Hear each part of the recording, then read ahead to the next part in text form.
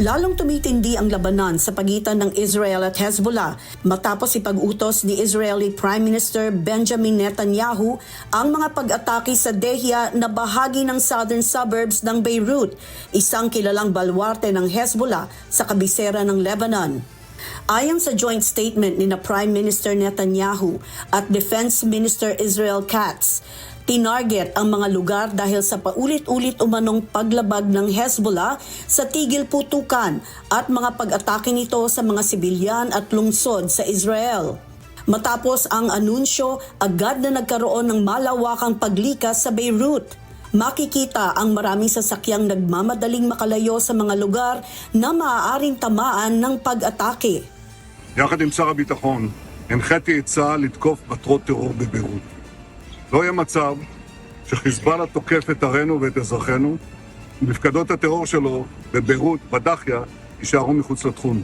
Bago ang pinakabagong hakbang na ito, 2 beses na nagsagawa ng pag-atake ang Israel sa Beirut mula nang magkaroon ng tigil putukan noong Abril. Ngunit sa mga nakalipas na linggo, muling uminit ang labanan sa Timog Lebanon habang patuloy ang pagpapalitan ng mga rocket, missile at drone attacks ng magkabilang panig. Samantala, inaakusahan din ng Hezbollah ang Israel ng paulit-ulit na paglabag sa tigil putukan. Sinabi ng grupo na naglunsad sila ng mga pag-atake laban sa mga posisyon ng Israel bilang ganti sa mga operasyon nito sa timog ng Lebanon. Kabilang dito ang pagpapaputok ng mga rocket at missile patungo sa mga military facility sa hilagang bahagi ng Israel. Lalo pang nagdulot ng pangamba ang pagkuha ng mga puwersa ng Israel sa makasaysayang Beaufort Castle, isang 900 taong gulang na kuta sa timog ng Lebanon.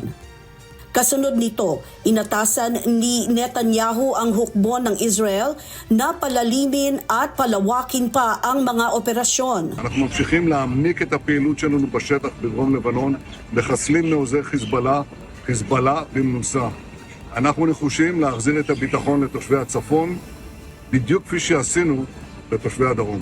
Sa kabila ng mas maigting na palitan ng pag-atake, patuloy na isinusulong ang diplomatikong pag-uusap sa layuning mahinto ang sigalot sa pagitan ng dalawang panig. Ayon sa mga ulat, nakipag-usap si U.S. Secretary of State Marco Rubio kay Netanyahu at kay Lebanese President Joseph Aoun upang itulak ang isang planong gradual de-escalation o paunti-unting pagbabawas ng mga pag-atake.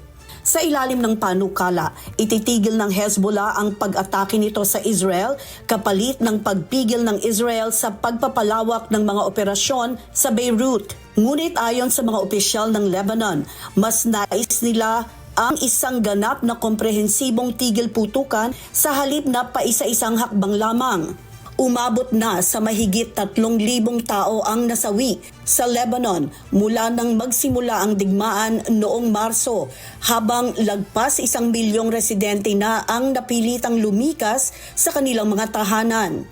Sa kasalukuyan, nananatiling malabo kung magtatagumpay ang mga diplomatikong pagsisikap o kung lalong lalawak ang sigalot sa mga susunod na araw habang patuloy ang pagpapalitan ng pag-atake sa pagitan ng Israel at Hezbollah. Marie Peñaranda, humahataw sa balita ngayon.